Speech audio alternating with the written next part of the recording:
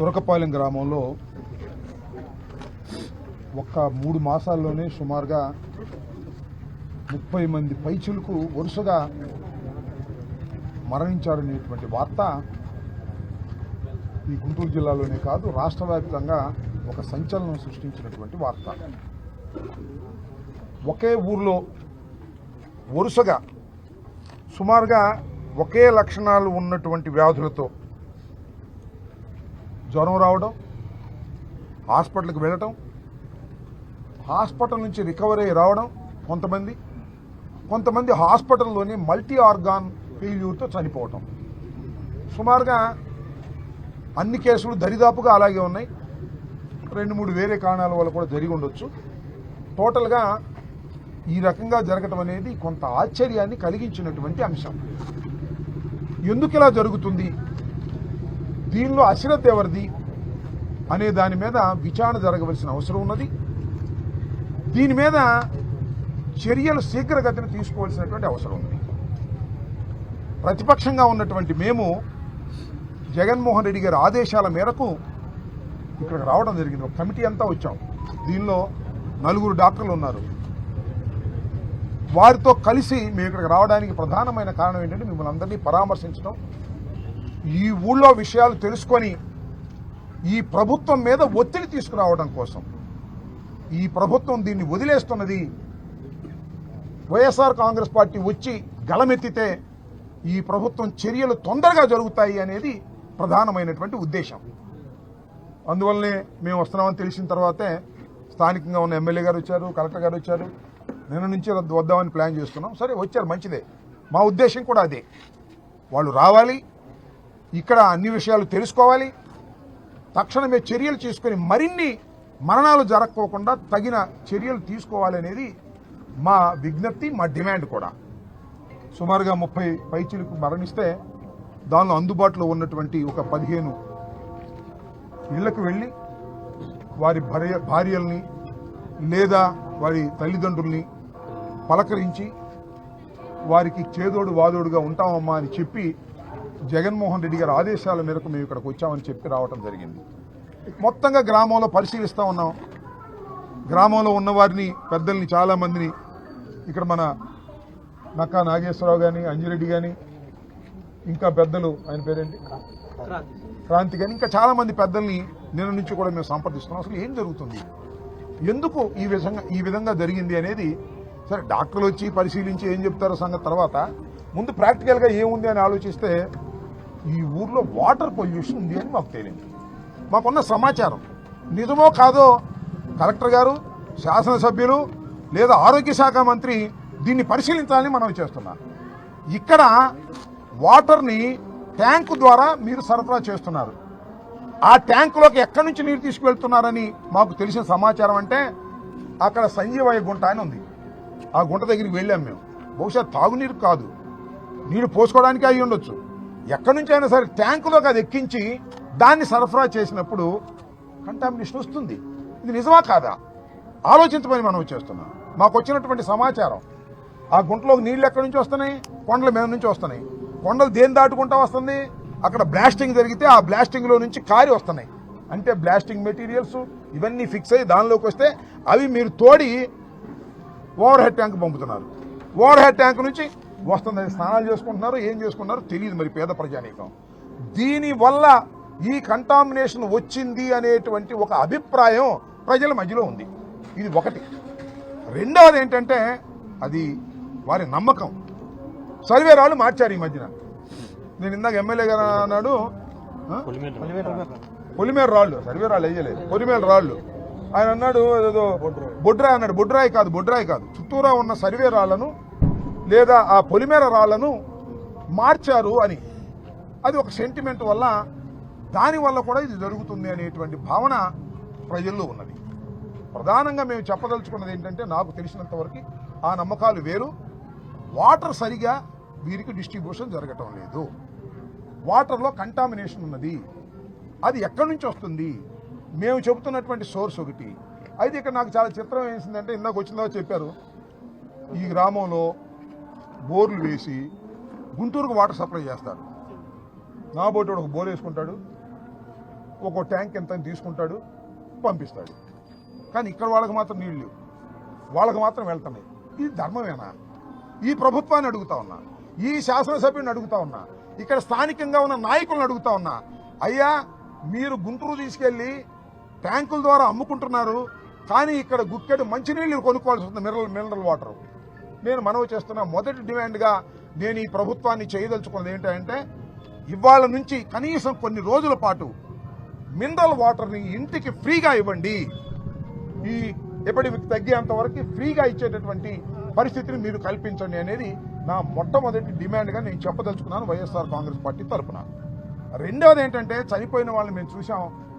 చాలా పేదవాళ్ళు, చేతికొచ్చిన కొడుకులు మరణించినటువంటి సందర్భాలు ఉన్నాయి.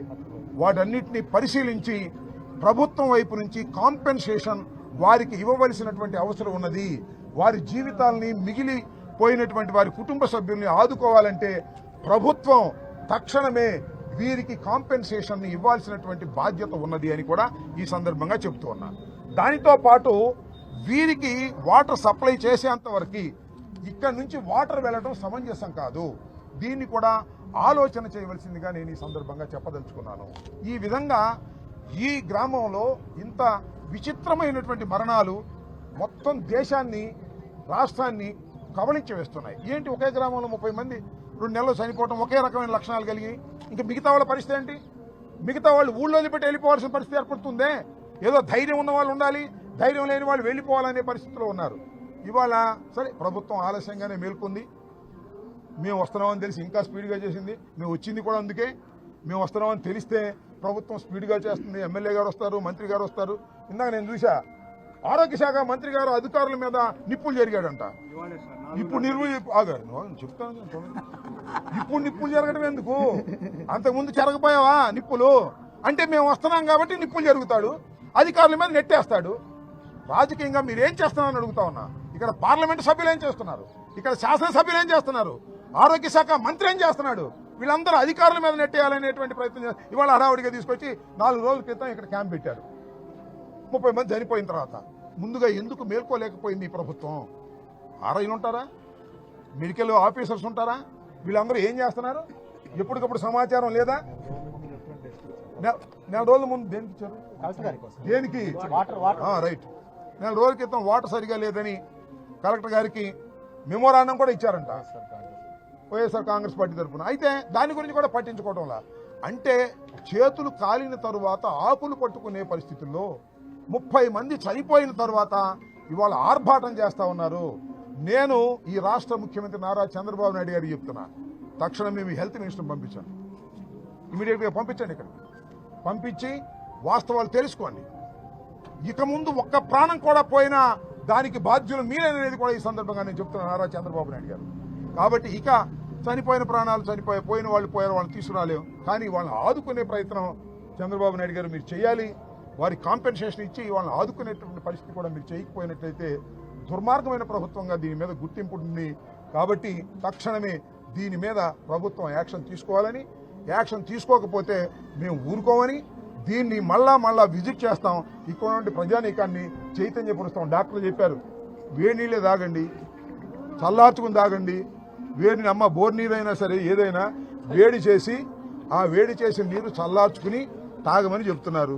నేనేమంటున్నానంటే అసలు కొన్ని రోజుల పాటు, 1 నెల 2 నెలల్లో ఈ ఎపిడమిక్ తగ్గేంత వరకు వాటర్ని ప్రభుత్వమే ఇంటికి ఇన్ని అని సరఫరా చేస్తే వాళ్ళు సుఖంగా ఉంటారు.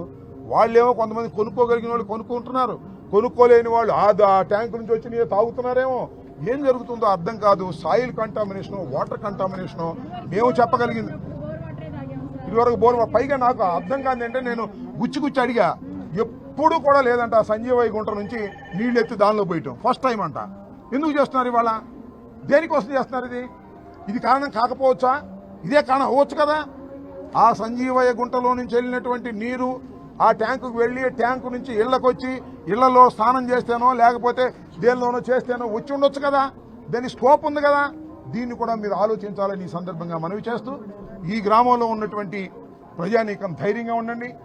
ఏం కంగారు పడవలసిన అవసరం లేదు. జగన్మోహన్ రెడ్డి గారు మమ్మల్ని అందరినీ ఒక టీమ్గా పంపించి ఇక్కడ విషయాలు తెలుసుకోమన్నారు. తెలుసుకున్నాం. మళ్ళా జగన్మోహన్ రెడ్డి గారికి వివరిస్తాం. ప్రధాన ప్రతిపక్షంగా ఉన్నటువంటి మేము ఈ విషయంలో మీకు చేయగలిగినంత చేస్తాం. ఈ ప్రభుత్వం మీద ఒత్తిడి తీసుకొస్తాం, అధికారుల మీద ఒత్తిడి తీసుకొస్తాం. అధికారులు సక్రమంగా చేయకపోతే మేము మీతో పాటు కలిసి ఇక్కడే కూర్చునేటువంటి పరిస్థితి కూడా వస్తుందని కూడా ఈ సందర్భంగా నేను చెప్పదలుచుకున్నాను. కాబట్టి ఇప్పటికైనా మేము చెప్పినటువంటి డిమాండ్స్ ఏవైతే ఉన్నాయో ఇవి కరెక్టో కాదో ఈ ప్రభుత్వం ఆలోచించుకోవాలని మనవి చేస్తున్నా. ఇవాళ చూస్తున్నాం చాలా చోట్ల చల్లారు బ్లీచింగ్ పౌడరు. ఇదేమో నెల రోజులు చల్లితే పోయేది కదా, ఇవాళ చల్లుతున్నారు. మేము వస్తామనో, ఎమ్మెల్యే గారు వస్తారనో, లేకపోతే అధికారులు ఇవాళ కళ్ళు తెరిచారు, ప్రభుత్వం వాళ్ళ కళ్ళు తెరిచింది. కాబట్టి మీడియా వస్తుంది, పాప మీడియా అంతా ఇవాళ వచ్చారు. రాష్ట్రం అంతా ఇదొక ఏంటి ఈ ఊర్లో ఇంతమంది చనిపోతున్నారు అనేటువంటి బాధ రాష్ట్రం అంతా వ్యక్తం చేస్తుంది. కాబట్టి తక్షణమే ప్రభుత్వం తగిన చర్యలు తీసుకోవాలని ఈ సందర్భంగా కోరుతున్నాను. సార్, ఇప్పటికే 45 మంది చనిపోయారని నన్ను డిఎంఎండ్ చెప్పారు. ఈ జిల్లాలో 2 మంత్రులు ఉన్నారు, ఒక కేంద్ర మంత్రి కూడా ఉన్నారు. స్పందించాడు ఇందాక మంత్రి గారు. అది నేను వస్తున్నాను కాదు, ఆరోగ్య శాఖ మంత్రి గారంట అధికారుల మీద నిప్పులు జరిగాడంట. ఇప్పుడు జరుగుతాడు నిప్పులు. ఈ రాష్ట్రంలో ఈ జిల్లాలో మంత్రి గారు ఎవరున్నారు? ఆయన మంత్రి గారు, ముఖ్యమంత్రి గారు రావచ్చుగా.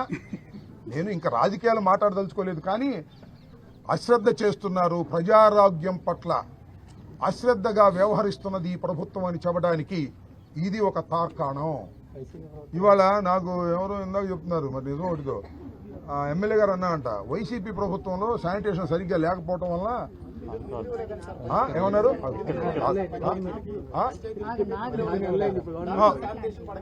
అవును, అప్పుడు శానిటేషన్ పడకేస్తే ఇప్పుడు వచ్చింది అంటున్నా నేను. ఆగండి, అప్పుడు శానిటేషన్ ఆగనే బాబు, మీరు మాట్లాడి నువ్వు. లేకపోతే అప్పుడు శానిటేషన్ లేకపోతే ఇప్పుడు వచ్చిందా? 14 నెలల తర్వాత వచ్చిందా? ఎప్పుడు మీకు నేను అడుగుతా ఉన్నా. అంతేనా? ఇంక లేకపోతే ఆయన కలెక్టర్గా ఉన్నప్పుడు శానిటేషన్ లేకపోవడం వల్ల వచ్చిందేమో. ఆయన కూడా మన గుంటూరు జిల్లా కలెక్టర్గా చేశాడుగా. నాకు ఇంకొక ఆశ్చర్యం వేసింది, మీ అందరికీ మనవి చేస్తున్నా. ఆమె ఎవరో ఉందా అక్కడ? ఈమె నాకు అవసరం లేదు, ఆగా నువ్వు. ఆమె చెబుతుంది, ఏమండి మొన్న 14 నెలల క్రితం వరకు తెలుగుదేశం ప్రభుత్వం, కూటమి ప్రభుత్వం లేనప్పుడు మా ఊర్లో అసలు ఒక్క బెల్ట్ షాపు లేదండి, ఇప్పుడు 3 బెల్ట్ షాపులు ఉన్నాయి, తీసుకొచ్చి అమ్ముతున్నారు సార్ అని. నేను డాక్టర్ గారిని అడిగా, అసలు మందు తాగే వాళ్ళకి ఈ ఇన్ఫెక్షన్ విపరీతంగా వస్తుందంట, షుగర్ ఉండే వాళ్ళకి ఈ ఇన్ఫెక్షన్ విపరీతంగా వస్తుందంట. అంటే 3 బెల్ట్ షాపులు ఉన్నాయి ఎక్కడ? పల్లెలోనే. ఊళ్ళో ఎన్ని ఉన్నాయో తెలీదు. మన నారా చంద్రబాబు నాయుడు గారు, మన గౌరవ ముఖ్యమంత్రి గారు అంటున్నాడు, బెల్ట్ షాప్ ఉంటే బెల్ట్ తీస్తా అంటున్నాడు. ఏంది నాకు తెలియదు. ఇక్కడ 3 బెల్ట్ షాపులు ఉన్నాయి. ఆమె చెబుతుంది, నేను కాదు. ఇంత ఆయన బెల్ట్ లేదు తీయటానికి. ఇది పరిస్థితి. ఇది దుర్మార్గమైనటువంటి ఆలోచన. కాబట్టి సారాకి ఇచ్చినటువంటి ప్రాధాన్యత, మందుకి ఇచ్చినటువంటి ప్రాధాన్యత ప్రజారోగ్యానికి ఇవ్వడం లేదు, నీళ్లకు ఇవ్వడం లేదు. మీరోటి ఎవరికైనా ఫోన్ చేస్తే ఇంటికి బాటిల్ వచ్చేసిద్ది, మీరు నీళ్లు అడగండి, 1-2 గంటలు పట్టిద్ది. మందు బాటిల్ అయితే 5 నిమిషాలు వచ్చేసింది. నీళ్లు అడిగితే మాత్రం రావు. ఇవాళ ఇదే పరిస్థితి. మందు ఆపండి, నీళ్లు పంచండి, ఇది మా స్లోగను. దయచేసి ఆ పని చేయవలసిందిగా ఈ ప్రభుత్వాన్ని డిమాండ్ చేస్తున్నాం, మీ అందరి తరఫున కూడా. ఓకే.